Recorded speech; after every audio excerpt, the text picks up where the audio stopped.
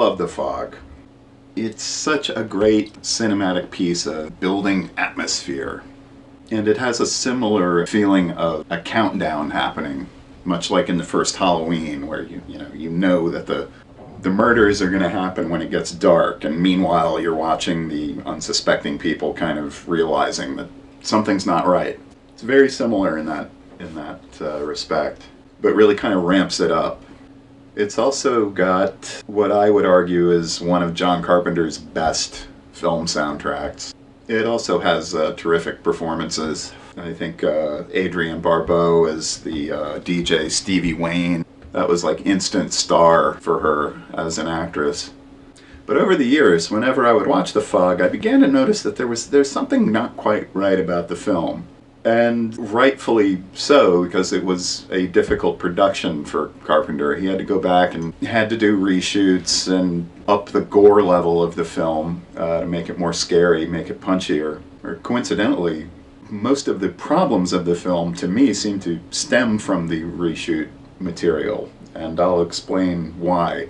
The Fog has three main problems as a horror film. Number one, the motivation of the vengeful ghosts. Two, the scope of the danger. I'll explain. And three, Stevie Wayne staying at the lighthouse when her son is in danger.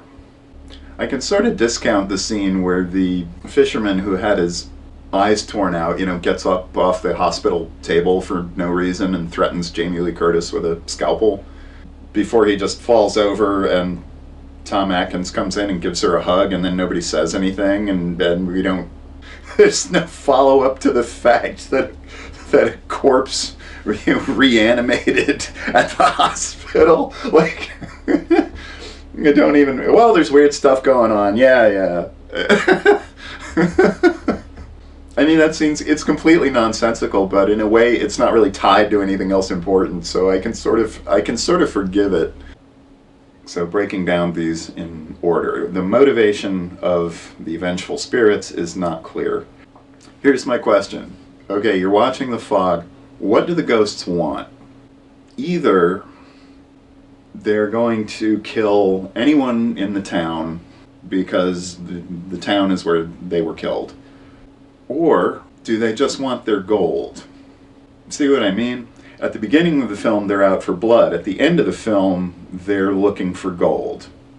And it's almost like they go from being lepers to pirates. I don't think the motivation of them returning for vengeance because of the gold they took makes any kind of sense. Then there's the problem of the scope of the danger. And what I mean by that is, in the beginning of the film, we see that the fishermen get killed because they are out in the fog when it rolls in. Let's see, who else gets killed? Then the guy at the the weather station gets killed. Mrs. Kobritz gets killed. Yeah. There's only 5 deaths in the film. Yet by the end, we're supposed to believe that the entire town is being threatened by this, yet we never see crowds of people.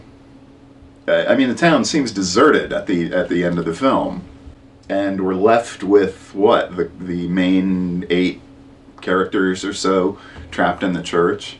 The threat of danger seems large at the beginning of the film, but it dwindles almost to nothing by the end because there's nobody around except for the principals. Why are they so important? Why are they the only ones who've made it to the church? It's like there was a missing plot thread there that would have explained that. Then you have the problem of Stevie Wayne. Okay, so she's in the lighthouse radio station, which is, in the film it looks like maybe she's 10 or 15 miles away. So she sees the fog rolling in to where her house is, where her son is, and she yells over the radio, somebody save my son, and Tom Atkins and Jamie Lee Curtis, they go get him. After she realizes her son is in danger and might very likely die, instead of doing what I think any mother in that situation would do, which would be to say, fuck this job, and go and speed back to town to try to see if he was still okay. Instead, she just stays in the lighthouse. Like, I've got to keep broadcasting so people know where the fog is. And you see how that's a problem, because again, we hardly see anybody in the town by the end of the film. Who's she talking to? Who's listening? Except for Tom Atkins. I just don't get it. I don't buy Stevie Wayne staying at the lighthouse to continue her broadcast, because I think any parent knows their child is in danger, even if their child is likely killed, would still rush to the scene without hesitation. It just doesn't make sense to me as a character who's supposed to be a mother. You know, the stakes for her to stay just do not seem to add up to very much.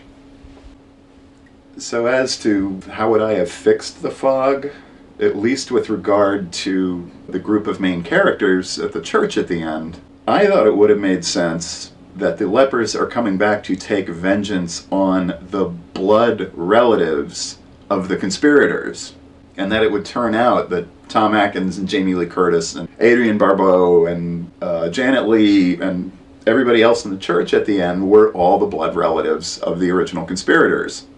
And that's why the fog pursues them, you know, the fog and the lepers pursue them to the church. And that it would turn out that anybody else who had been killed, the other 5 characters who were killed, were also the relatives of the conspirators. Simple. See, then the small scope of the ending doesn't hurt the film. That in a scene where Stevie Wayne says fuck this job, and gets in her car and goes to save her son.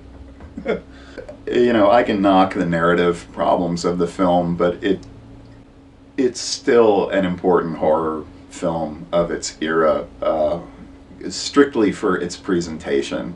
It's a really beautifully shot film, and it captures such a wonderful feeling of foreboding